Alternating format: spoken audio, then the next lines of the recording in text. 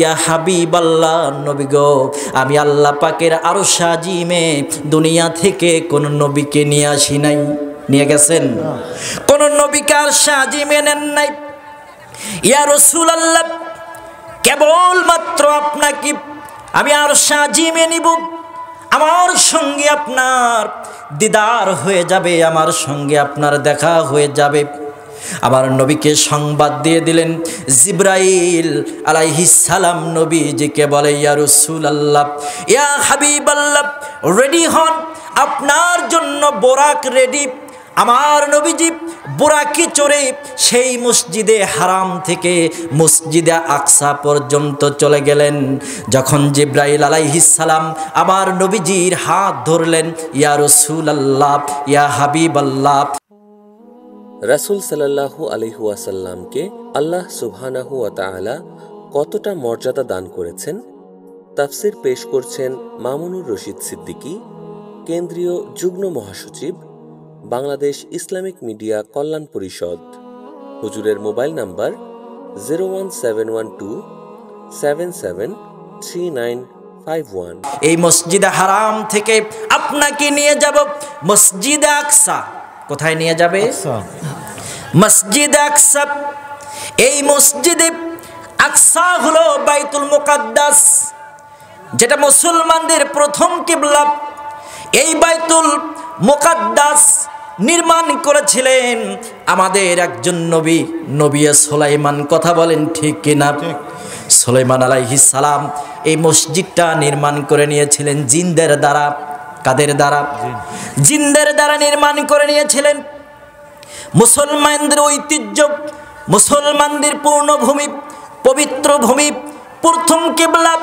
তাম পৃথিবীর খ্রিস্টানরা মুসলমানদের সেই প্রথম কিবলা বাইতুল মুকাদ্দাসকে সিরিয়ার জমিন থেকে ইসরায়েল বাহিনী হামাস তারা এই মুসলমানদের এই কিবলার উপরে আক্রমণ করে তারা দখল করে নিয়ে তাম বিশ্বের মুসলমানদের কলিজা চিরে খান খান করে দিয়েছে। কথা বলেন ঠিক কিনা? আরো জোরে কথা বলেন ঠিক কিনা? আবার বাবাজিরা, মুসলমানদের অস্ত্র নাই, কি নাই? অস্ত্র নাই, কামান নাই, রকেট নাই, আন্তঃমহাদেশীয় ক্ষেপণাস্ত্র নাই।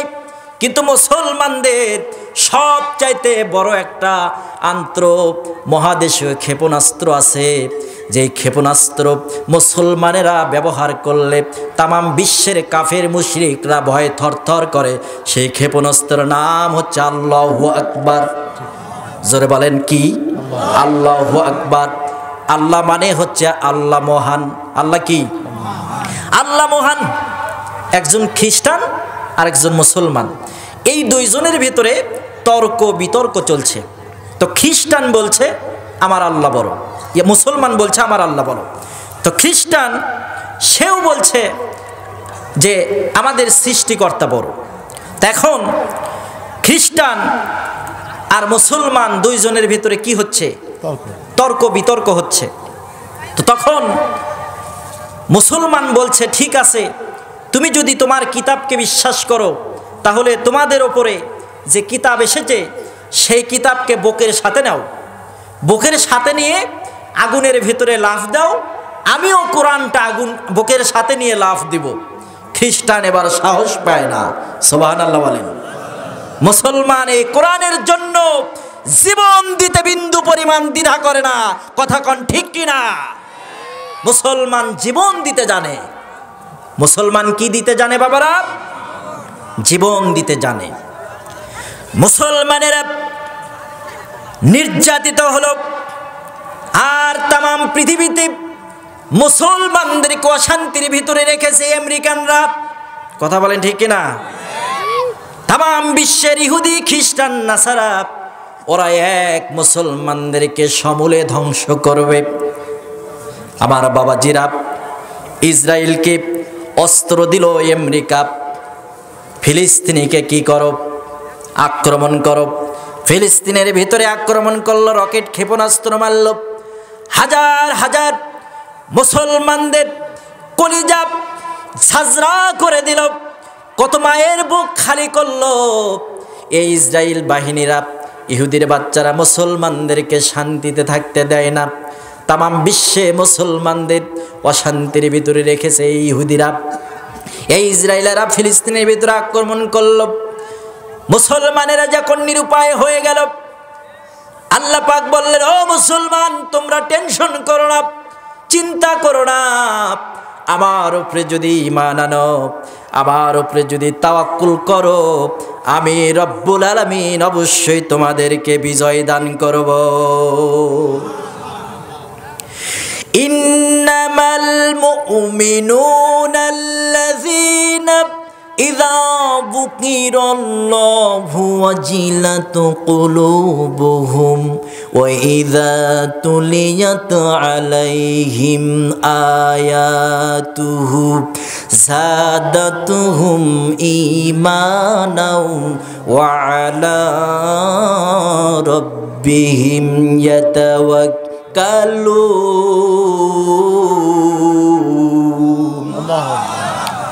আল্লাহ রাব্বুল আলামিন বললেন, মুসলমানেরা যখন আমি আল্লাহর নাম নেয়, আল্লাহু আকবার বলে আমি আল্লাহকে স্মরণ করে, আল্লাহর ভয়ে তাদের অন্তরটা থরথর করে কেঁপে ওঠে।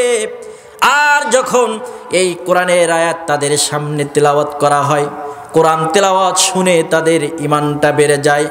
যাদের এই কোরআন তেলাওয়াত শুনে ভালো লাগে, বুঝতে হবে তারা ঈমানদার।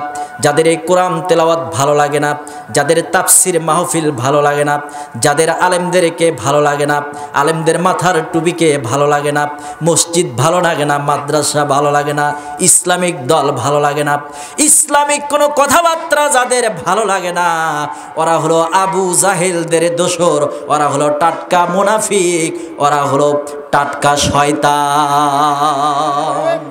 কথা কোন ঠিক কিনা? আমাদের গ্রামের ভেতরে এরকম টাটকা আবু জাহেল, টাটকা মুনাফিক, টাটকা শয়তান আছে না নেই? তেলতেলে গোয়েন্দার আছে না?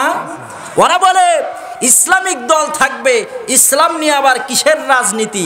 ইসলাম নিয়ে রাজনীতি করেছেন আপনার আমার প্রাণের স্পন্দন মুহাম্মাদুর রাসূলুল্লাহ সাল্লাল্লাহু আলাইহি ওয়াসাল্লাম। সম্মানিত বাবাজিরা আমার, আমি বলছিলাম, যখন এই ইসরায়েল ফিলিস্তিনের উপর আঘাত হানল, ইসরায়েলকে সাপোর্ট করলো আমেরিকা, অস্ত্র দিয়ে সহযোগিতা করলো, মুসলমানেরা যখন মার খেল, তখন মুসলমানের শিশু বাচ্চারা, আপনারা দেখেছেন ফেসবুকে, আপনারা সোশ্যাল মিডিয়ায় দেখেছেন, ছোট ছোট বাচ্চারা দুহাত উঠায়া ইয়া রব, ইয়া রব, ইয়া রব বলে আকাশ বাতাস মুখরিত করেছিল। ছোট্ট ছোট্ট নিষ্পাপ শিশু বাচ্চাদের কান্না, রাহাজারি আল্লাহর আরশে গিয়ে আল্লাহর আরশে নাড়া দিয়েছে।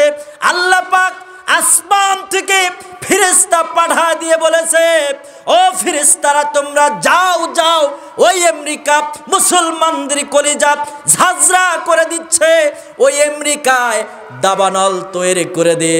আমেরিকার ভূখণ্ডে ক্যালিফোর্নিয়ায় লস অ্যাঞ্জেলেসে আগুন লাগায় দিয়ে প্রায় 1 নয় 2 নয় 30,000 একর জমিন আল্লাহ আগুন দিয়ে পুরাইয়া দিয়েছে। কথা বলেন ঠিক কিনা? জ্বলছে আর জ্বলছে। আমেরিকা হচ্ছে পারমাণবিক একটি রাষ্ট্র, পারমাণবিক একটি দেশ, একটি ক্ষমতাধর দেশ, তামাম পৃথিবীকে চালায়। সেই আমেরিকা নিরুপায় হয়ে যাচ্ছে, কোন ক্রমে আগুন নিভানো যাচ্ছে। আল্লাহর গজব, এটা হচ্ছে আল্লাহ পাকের গজব। এটা কি? আল্লাহ পাকের গজব। আল্লাহ ফিরাউন রে ধরে না ধরে না ধরে না, কিন্তু ফিরাউন রে নীল নদের ভিতরে সুবায়া দিয়ে, সেবানি দিয়ে, টেপা মাছের মতন পানি খাওয়ায়া তার পেটটা ফুটবলের মতো করেছিল। হ্যাঁ, কথা বলেন ঠিক কিনা? আল্লাহ নমরুদকে তার অনেক কিছু করার ক্ষমতা দিয়েছিল। নমরুদ যখন তার সীমানা ওভারটেক করেছে, তখন আল্লাহ পাক নমরুদের মাথার ভিতরে ন্যাংরা মশা দিয়ে মাথার ভিতরে ঢোকা দিয়ে নমরুদকে দুনিয়া থেকে চিরদিনের জন্য বিদায় করে দিয়েছে। কথা কন ঠিক কিনা? আরো জোরে কথা কন ঠিক কিনা? আমাদের প্রাইম মিনিস্টার আমি বলি নমরুদের কোন ইতিহাস আমি আপনাদেরকে আর বলতে চাই না। আপনাদের সম্মুখে রিয়েলিটি প্রদর্শন করার জন্য আর ফিরাউনের ইতিহাস বলতে হবে না, নমরুদের ইতিহাস বলতে হবে না। একজন ম্যাডাম এই দেশ পরিচালনা করেছিল, আমাদের সাবেক প্রধানমন্ত্রী, নাম কি? শেখ হাসিনা। কথা বলেন ঠিক কিনা? উনি আমাদের বাংলাদেশের একটা সময় বাংলাদেশের গৌরব ছিল। ওনার অনেক ভক্ত আছে, আমি ওনাকে কটাক্ষ করে কোনো কথা বলবো না। তবে আমি এটা বলবো যে শেখ হাসিনা বলেছিল আমি 41 সাল পর্যন্ত ক্ষমতায় আছি। কয় 40 সাল? 41 সাল। আমার বাবারা, আপনারা বলেন তো শেখ হাসিনা কি জানে যে আমি দুপুরবেলা রান্না করেছি, মুরগির রান, বোয়াল মাছ ফ্রিজে আছে, রান্না করা খাবারও আমি খাইতে পারবো না? এটা কি জানে? কথা বলেন, জানে? জানে না। ওয়াকারুজ্জামানকে বলে, ওয়াকারুজ্জামান তোমাকে আমি এই দায়িত্ব দিয়েছি, তুমি সেনা প্রধান, তুমি আমারে বাঁচানোর চেষ্টা করো। সেফ এক্সিট চাইলো, প্রত্যেকটা বাহিনীকে ফোন দিয়ে বলল তোমাদের চাকরির বেতন বৃদ্ধি করে দিয়েছি, তোমরা আমাকে একটু বাঁচানোর চেষ্টা করো। বলেছিল না? ওয়াকারুজ্জামান বলে ম্যাডাম 41 সাল পর্যন্ত দূরের কথা, লাস্ট পর্যন্ত বলেছিল আমি জাতির উদ্দেশ্যে একটি ভাষণ দিয়ে এদেশ থেকে যেতে চাই। ওয়াকারুজ্জামান বলেছিল ম্যাডাম এটা জনতার মিছিল চলে আসছে, আপনার প্রতি জনতা এত ক্ষুব্ধ, এত রাগান্বিত, আপনার সময় নাই, সময় মাত্র 45 মিনিট। 45 মিনিট। কত মিনিট? 45 মিনিটে এক কাপড়ে গোসল নাই, কাপড় কোনো কি নাই, পরিবর্তন নাই, যেই কাপড় পরে আছেন ওই কাপড় পরেই আপনাকে যেতে হবে। বিদায় হয়েছে কি না? এখান থেকে প্রমাণ হলো ক্ষমতা চিরস্থায়ী না অস্থায়ী? জোরে কথা বলেন, অস্থায়ী না চিরস্থায়ী? যদি ক্ষমতা অস্থায়ী হয় সেই ক্ষমতার